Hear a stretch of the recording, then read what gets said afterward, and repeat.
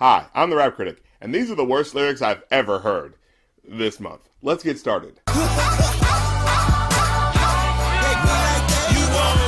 Peter Pablo, take your shirt off, wave around your head like a helicopter. Is that supposed to be an insult? Like, he starts it off by saying, you old, which is usually the start of a diss, like, you old dumbass, stinking ass, badly dressed motherfucker. Yes, you! But instead, he just referenced the Raise Up song by Petey Pablo, and is that bad? Is it bad to listen to that song? I'm not getting what the connection's supposed to be. Is it a bad thing to wave your shirt around like a helicopter? Or does 2 Chainz have beef with Petey Pablo? If so, come on man, leave the dude alone. Until J. Cole came along, Petey Pablo was pretty much all North Carolina had. Because I'm anticipating a long night.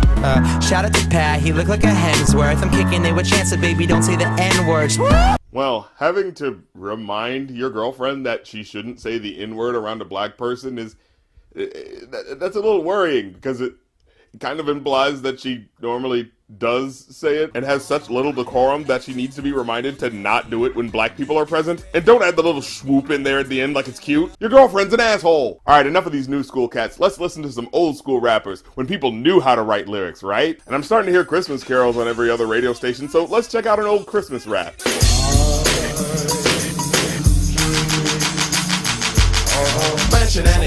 Yeah, this was one of those songs off of that Christmas rap album from the 80s I talked about last year, and as I was listening back to the song, a lyric jumped out at me. So, the song's about the expensive stuff he would like to get for Christmas, right? But then he comes in with this lyric. My yacht will have a lady captain, so I could smash it. Alright.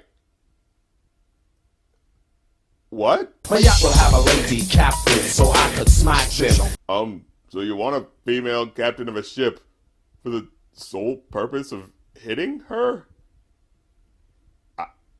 Am I missing something? Play the next lyric. Maybe it'll give us some context. My yacht will have a lady captain, so I could smash it. Get my disco watch. A Learjet off the mouth. Get my disco watch.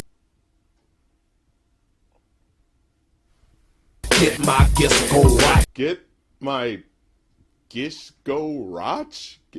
Get my disco watch? What the fuck is he saying here? Okay, so not all old school stuff was good. Let's go with the sure thing. How about Del the Funky Homo Sapien?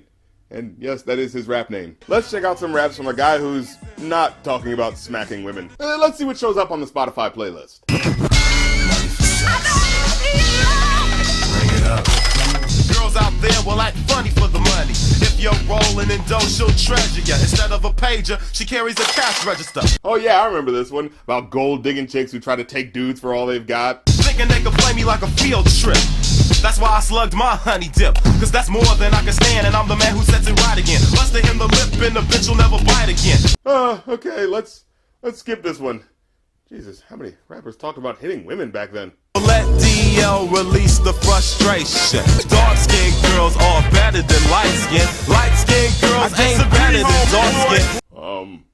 So this song is about how Del prefers one shade of woman over another shade of woman. And personally, I think it's fine to have your own sexual preference or whatever, but to specifically put it as saying that one person is better because of their skin tone, that's kind of fucked up. But okay, if I'm gonna play devil's advocate, and you've already stopped the video, haven't you? I think his point is that there is a very pervasive culture in America that automatically values lighter-skinned women because of their closer shade proximity to white women. And so he's trying to push back against that. And to be fair, he points out that he's not referring to all light-skinned women, just the ones with the inflated ego that's been fed to them by a racist society. This don't apply to all the girls with light skin, just the ones with their hands up their rear end. But not before calling them all wenches and saying that they're all fuck-ups. I can't understand you light-skinned wenches. Plus they act stuck up. They all add up to one great big fuck up. Yeah, you know what? I'm not gonna defend this. See, Del is bolder. I tap you on the shoulder and say, hey, Lottie, could you tap that sister for me? But you love Mr. Lovable, so you'll just ignore me. Oh man, these girls are so mean to ignore me. I mean, all I did was annoyingly inconvenience a stranger with a task I could have easily done myself. Gosh, girls are so mean.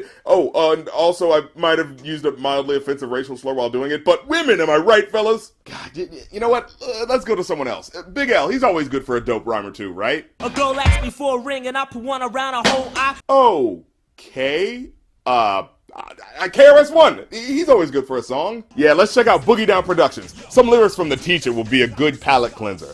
All you see in the newspapers nowadays is the y'all talk about them in rape. Oh God, no. KRS-One, please tell me you're not about to defend rapists. And them been molested and them been beat up and them been all sex obscene.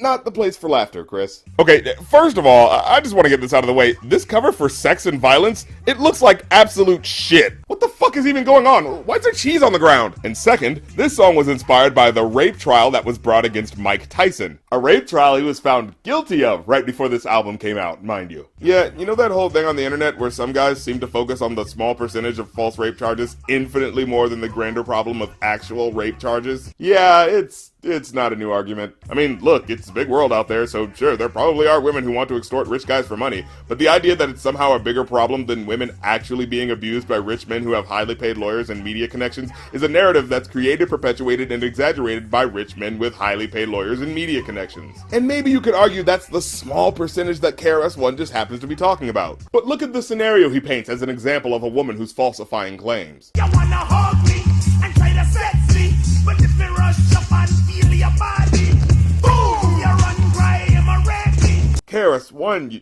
piece of shit. Do I have to explain how to be a decent human being? I mean, like, you were a grown fucking man at this point. If a fangirl comes up to you and wants to give you a hug and you hug her back, just like you'd probably hug a male fan if he came up to you, that's perfectly fine. Now, if that same girl gives you a hug and you, quote, rush up and feel her body, yes, that would be something that they didn't want, because they're a human being who should be able to figure out when someone wants a hug and when someone wants you to touch their butt. What, do you go to your grandma's house and when she greets you at the door with a kiss on the cheek, do you get confused like, oh shit, should I start stuffing my tongue down her throat? Say go! This girl's so tight and hug your butt. Go! Don't tell me you can hear what you want. Yeah, they can tell you they can wear whatever they want.